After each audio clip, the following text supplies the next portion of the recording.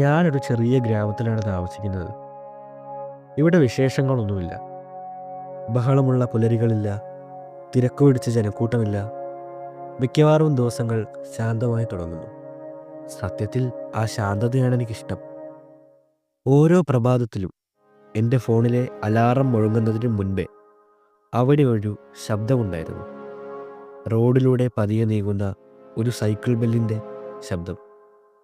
അത് പത്രക്കാരൻ പയ്യനായിരുന്നു. ആകാശം പകുതി മയക്കത്തിലായിരിക്കുമ്പോൾ തന്നെ അവനെത്തുമായിരുന്നു.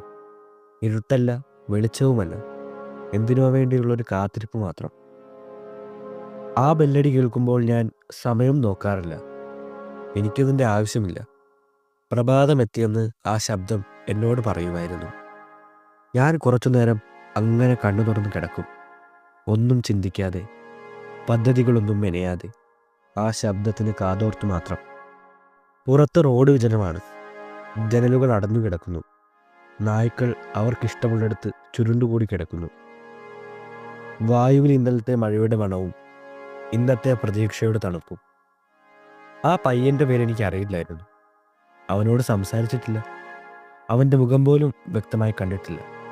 പക്ഷേ എൻ്റെ ആദ്യ ചിന്ത ഉണരുന്നതിന് മുൻപേ അവൻ്റെ സൈക്കിൾ ബെല്ലിൻ്റെ ശബ്ദം എന്നിലേക്ക് എത്തുമായിരുന്നു. ആകുലതകൾക്കും ഓർമ്മകൾക്കും മുൻപേ, ഈ പകൽ എന്നോട് എന്തെങ്കിലും ആവശ്യപ്പെടുന്നതിനും മുൻപേ. ദിവസങ്ങൾ അങ്ങനെ കടന്നുപോയി, ശാന്തമായി. ആഴ്ചകളും മാസങ്ങളും പിന്നാലെ വന്നു. ജീവിതത്തിൽ വലിയ മാറ്റങ്ങളൊന്നും ഉണ്ടായില്ല. എങ്കിലും എനിക്ക് ശൂന്യത തോന്നിയിരുന്നില്ല. പിന്നെ ഒരു പ്രഭാതത്തിൽ ആ ബെല്ലടി ഞാൻ കേട്ടില്ല. ആദ്യം വിചാരിച്ചത് എനിക്ക് കേൾക്കാതെ പോയതാകുമെന്നാണ്. ചിലപ്പോൾ ഞാൻ വൈകി ഉണർന്നതാകാം, അല്ലെങ്കിൽ എൻ്റെ ശ്രദ്ധ മാറിയതാകാം. ഞാൻ കാത്തുനിന്നു. ഒന്നും ഉണ്ടായില്ല.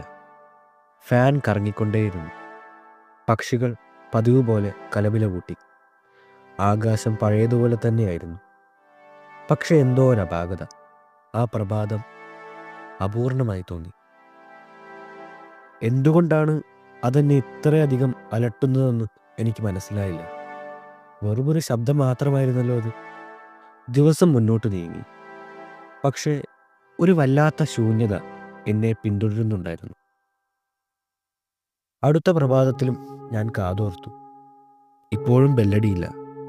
അപ്പോഴാണ് എനിക്കൊരു കാര്യം മനസ്സിലായത്. ആ ശബ്ദം എത്രത്തോളം പ്രാധാന്യമായിരുന്നു എന്ന് ഞാൻ ഒരിക്കലും അറിഞ്ഞിരുന്നില്ല. കാരണം അതൊരിക്കലും നിലച്ചു പോയിട്ടില്ലായിരുന്നു. അതെപ്പോഴും അവിടെ ഉണ്ടായിരുന്നു. വിശ്വസിക്കാവുന്ന ഒന്നായി, ചോദ്യം ചെയ്യപ്പെടാത്ത ഒന്നായി, ജീവിതത്തിലെ പല കാര്യങ്ങളെയും പോലെ.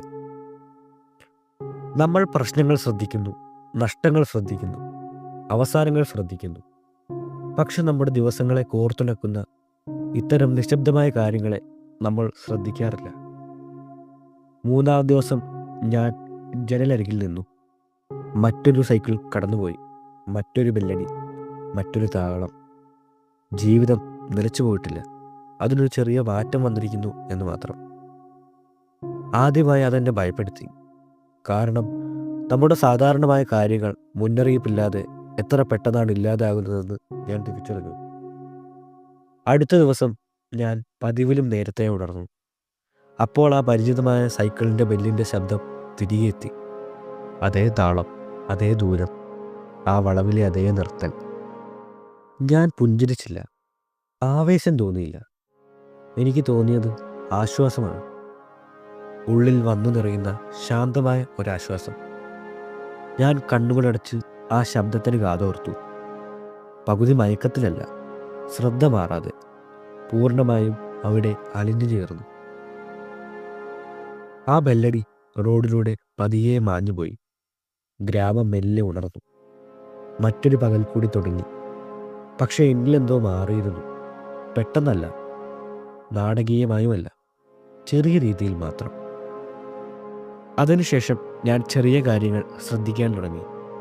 തിടുക്കമില്ലാതെ കുടിക്കുമ്പോൾ ചായയ്ക്ക് രുചി കൂടുമെന്ന്, പ്രഭാതങ്ങളെ അതിൻ്റെ വഴിക്ക് വിടുമ്പോൾ അവ കൂടുതൽ കരുണയുള്ളതാകുമെന്ന്, ജീവിതം അർത്ഥവത്താകാൻ അത് അസാധാരണമാകണമെന്നില്ലെന്ന്. വലിയ കാര്യങ്ങൾ ജീവിതം മാറ്റുമെന്ന് കരുതി നമ്മൾ കാത്തിരിക്കുന്നു. പക്ഷേ ചിലപ്പോൾ ഇപ്പോഴുള്ള കാര്യങ്ങളിലേക്ക് നമ്മൾ ശ്രദ്ധ കൊടുക്കുമ്പോൾ തന്നെ ജീവിതം മാറിത്തുടങ്ങുന്നു. ഒരു ശബ്ദം, ഒരു പതിവ് രീതി, ഒരു നിശബ്ദമായ സാന്നിധ്യം.